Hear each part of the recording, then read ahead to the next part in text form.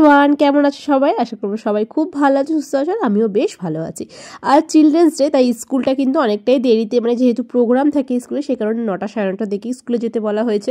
তাই আর সকাল সকাল আজকে ওঠা হয়নি, বেশ 7:30 পৌনে 8টা অবধি ঘুমিয়েছি। ঘুম থেকে উঠে এখন চলে আসলাম ফ্রেশ হয়ে রান্নাঘরে গ্যাসের টেবিল পরিষ্কার পরিচ্ছন্ন করে আমি এখন বসেছি চা খেতে। অ্যাকচুয়ালি বসিনি, চাটা খেতে খেতে কিন্তু এদিকে দুধ জাল দিচ্ছি। এদিকে দুধ জাল দিতে দিতে চা খাওয়া কমপ্লিট। এবার বসাবো ব্রেকফাস্ট। আর আজ যেহেতু স্কুলটার ওই 9টা সাড়ে 9টার দিকে, তাই সকালবেলার দুধ কর্নফ্লেক্স দিলাম না, একবারে স্নান করিয়ে ফ্রেশ করিয়ে ব্রেকফাস্ট খাইয়ে স্কুলে পাঠাবো। কারণ স্কুলেও যেহেতু আজকে একটু স্ন্যাক্স দেওয়া হবে ওদেরকে খাওয়ার জন্য, সেই কারণে আর কর্নফ্লেক্সটা দিলাম না, শুধু পরোটা তরকারি খেয়ে বেরিয়ে যাবে।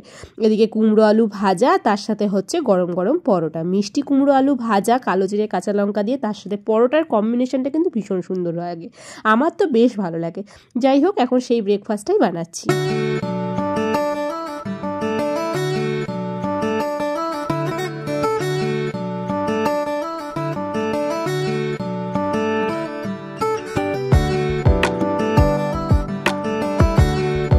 পরোটার ভাজা দিয়ে ছেলেকে স্কুলে খাইয়ে দিয়ে পাঠিয়ে দিলাম। আর তারপরে এখন বসলাম কাজকর্ম করতে। সকাল থেকে না জানলাটাও খুলিনি, আমাদের এখানে বেশ ভালোই ঠান্ডা পড়েছে, মানে সুরসুর করে হাওয়া দেয় রীতিমতো। যেই 9টা সাড়ে 9টা বাজে তারপরে এখন জানলাটা খুলছি। এখন হালকা হালকা রোদও আসছে, আর তার সাথে আমার কাজকর্ম ঢিলে ঢিলেভাবে চলছে।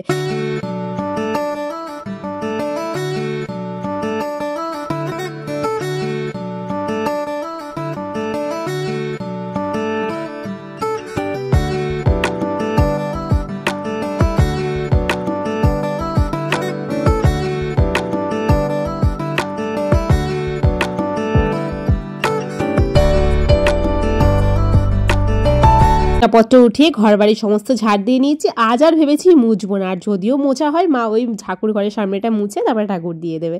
এদিকে বাসি বিছনাপত্র তো উঠিয়ে নিয়েছিলাম, কিন্তু বাসনটা মাজা হয়নি। বাসন মেজে নিলে না নিচটা পুরো জল জল হয়ে যায়, তখন আর ঝাড় দেওয়া যায় না। তাই একবারে ঝাড় দেওয়ার পরে যে কটা বাসন ছিল সমস্ত কিছু মেজে ঘষে পরিষ্কার করে নিয়েছি। এবার চাপাবো দুপুরে রান্না বান্না।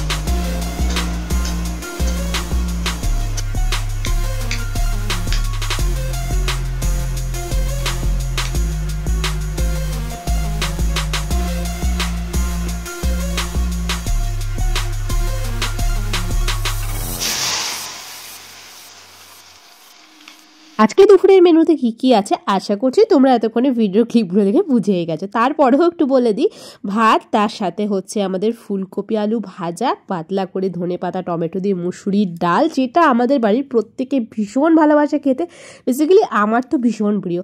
আর তার সাথে হচ্ছে গাটি কচুর নিরামিষ তরকারি, যেটা কিন্তু হিং ফোড়ন দিয়ে বানিয়েছি। বিশ্বাস করো, কচুর তরকারিটা মানে খুব কম মশলায় এত টেস্টি হয় নিরামিষ, যে কি বলবো। হ্যাঁ, তোমরা যদি চাও আমি রেসিপিটা নিশ্চয়ই শেয়ার করবো, তার জন্য কিন্তু কমেন্টস করতে হবে। আমি শর্টসের মাধ্যমে এই গাটি কচুর তরকারির রেসিপিটা উইদাউট মশলা শেয়ার করে দেবো। যাই হোক, রান্নাবান্না কমপ্লিট, হাত উপর দিয়ে এখন চললাম স্কিন কেয়ার করতে। হ্যাঁ, স্কিন কেয়ার বলতে একটু স্ক্রাবিং করবো আজকে কফি দিয়ে, সেটাই করছি। আর তার সাথে ব্লগটা এখানেই শেষ করছি, কারণ এর থেকে বড় ব্লগ দেখতে আমার নিজেরই ভালো লাগে না, আর সাথে আশা করবো তোমাদেরও ভালো লাগবে না। তো দেখা হচ্ছে নেক্সট ব্লগে, ততক্ষণ সবাই খুব ভালো থেকো, বাই।